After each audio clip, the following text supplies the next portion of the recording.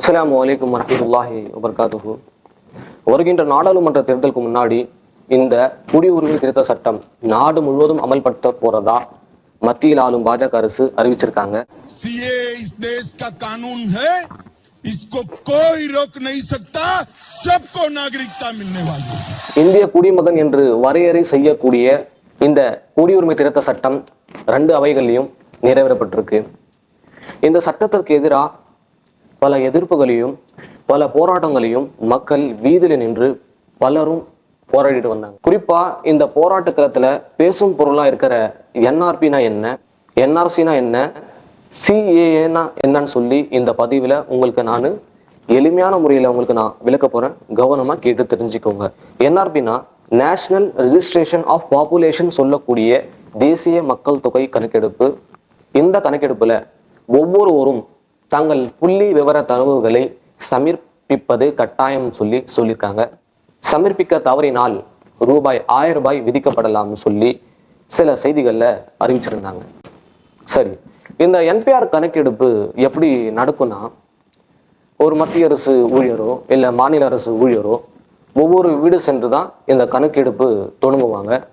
இந்த கணக்கெடுப்புல தங்களுடைய பிறப்பிடம் குறித்தும் தங்களுடைய பெற்றோருடைய பிறப்பிடம் குறித்தும் சில விவரங்களையும் இருக்கக்கூடிய தகவல்களையும் சேகரித்து கொண்டு போவாங்க. இந்த சேகரிக்கப்பட்ட தகவல்களை 3 வகையா பிரிப்பாங்க. மாநில பதிவேடு, மாவட்ட பதிவேடு, ஊரக பதிவேடு. இந்த 3 வகையா பிரிப்பாங்க. இந்த பதிவேடெல்லாம் கடைசி கட்ட அடையிற வரைக்கும் சில பதிவேடுல சிலதுல டவுட்ஃபுல்னு சொல்லி மென்ஷன் பண்ணுவாங்க.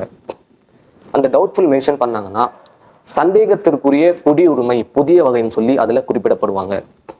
அப்படி குறிப்பிடப்பட்டவங்க அப்படி அந்த பதிவுல குறிப்பிடப்பட்ட சந்தேகத்திற்குரிய குடியுரிமை புதிய வகை வந்து சில நாட்களுக்கு அப்புறம் 2 மாசத்துக்கு அப்புறமாவோ இல்ல 3 மாசத்துக்கு அப்புறமோ நம்முடைய வீடு தேடி வந்து தபால் மூலியமா ஒரு நோட்டீஸ் வரும்.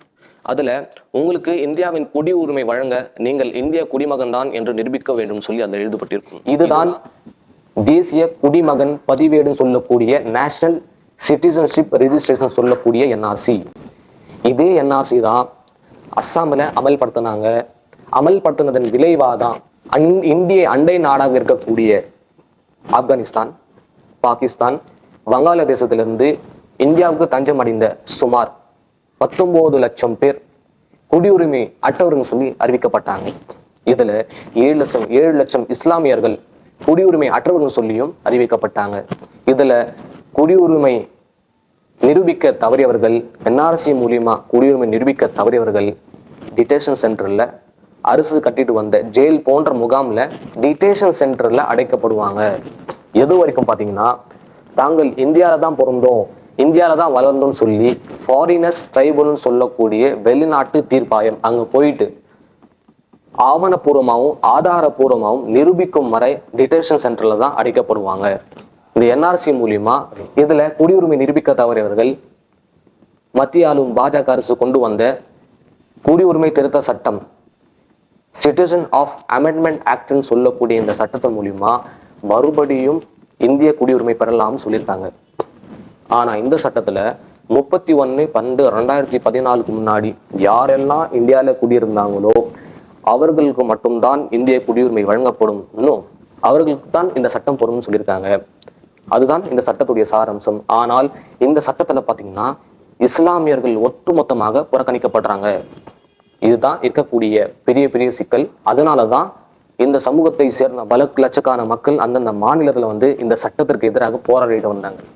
இது ஒரு சிக்கல் இருந்தாலும் இந்தியாவில் வசிக்கக்கூடிய 114 கோடி மக்களும் அரசு தெரிவிக்கக்கூடிய எந்தெந்த ஆவணங்கள் தெரிவிக்கிறாங்களோ அந்தந்த ஆவணங்கள் சமர்ப்பிக்கும் போது எந்த மாதிரியான சிக்கல்களை கடக்க வேண்டியது இருக்குன்னா, இயல்பாவே நம்முடைய இந்த பல கோடி மக்கள் வாழும் இந்த நாட்டுல ஏதாவது ஒரு சர்டிபிகேட், பிறப்பு சான்றிதழ், பிறப்பு ஜாதி இறப்பு சான்றிதழ் சர்டிபிகேட், பல சர்டிபிகேட் வாங்கணும்னா இங்க இருக்கிற அதிகாரிகள் எவ்வளவு நம்மளை அலைகழிப்பாங்கன்னு சொல்லி எல்லாரும் அனுபவபூர்வமா தெரிஞ்சு வச்சிருப்போம்.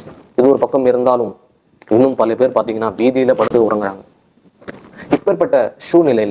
இப்பேற்பட்ட நிலையில நம்முடைய மாநிலத்துல இந்த என்பிஆர் கணக்கெடுப்பு தொடங்கிட்டாங்க. நீலகிரி, காஞ்சிபுரம், சிவகங்கை இந்த 3 மாவட்டத்திலையும் இந்த என்பிஆர் கணக்கெடுப்பு தொடங்கிட்டாங்க. இந்த என்பிஆர் கணக்கெடுப்புல யாரெல்லாம் சந்தேகத்திற்குரிய குடியுரிமை புதிய வகைன்னு சொல்லி குறிப்பிடப்பட்டாங்களோ அவர்கள் டிடென்ஷன் சென்டர்ல அடைக்கப்படுவாங்க. எது வரைக்கும் தாங்கள் இந்தியாவில தான் பிறந்தோம், இந்தியாவில தான் வளர்ந்தோம் சொல்லி ஆவணப்பூர்வமாகவும் ஆதாரப்பூர்வமாகவும் நிரூபிக்கும் வரை டிடென்ஷன் சென்டர்ல அடைக்கப்படலாம். இதுதான் பெரிய ஒரு சிக்கல். இதுல தாங்கள் இந்தியாவில் தான் பிறந்தோம், இந்தியாவில் தான் வளர்ந்தோம் சொல்லி ஆவணப்பூர்வமாகவும் ஆதாரப்பூர்வமாகவும் சமர்ப்பிக்க தவறுபவர்கள் அகதிகளாகவும் இந்தியாவின் குடியுரிமை அற்றவர்களாகவும் அறிவிக்கப்படுவார்கள். பாத்தீங்களா, சாதாரணமான ஒரு என்பிஆர்ல தொடங்கி இந்தியாவின் அகதிகளாக அறிவிக்கப்படும் நிலை நமக்கு ஏற்படக்கூடாதுன்னா இந்த என்பிஆரை புறக்கணிக்கணும்.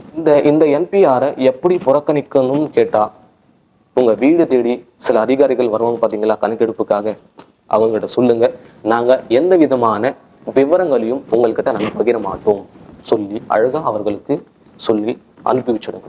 இதனால என்பிஆர் மூலியமா வரக்கூடிய பல சிக்கல்கள் இருந்து விடுபடலாம்னு சொல்லி இந்த சட்டத்தை குறித்து ஆராய்ந்த பல வல்லுநர்கள் தன்னுடைய கருத்தை வெளிப்படுத்துறாங்க. இதே மாதிரி பல பல சட்டங்களையும், மக்களுக்கு எதிரான பல சட்டங்களையும், பல மத அரசியலும் வெறுப்பு அரசியலும் தொடர்ந்து 10 ஆண்டுகளாக இந்த பாஜக அரசு ஆட்சி செய்து வந்துட்டு இருக்கு. இன்ஷா அல்லாஹ் வரக்கூடிய இந்த ரம்ஜானுடைய மாதத்துல குடிக்க தண்ணி இல்லாம, சாப்பிட சாப்பாடு இல்லாம, போடுறதுக்கு ஆடை கூட இல்லாம சிக்கி தவிக்கிற காசாவில் வசிக்கக்கூடிய மக்களுக்காகவும் இந்தியாவில் நல்லாட்சி அமைய அல்லாஹ்விடத்தில் கையேந்தி பிரார்த்திப்போம். இன்ஷா அல்லாஹ். அஸ்ஸலாமு அலைக்கும் வரஹ்மத்துல்லாஹி வபரகாத்துஹு.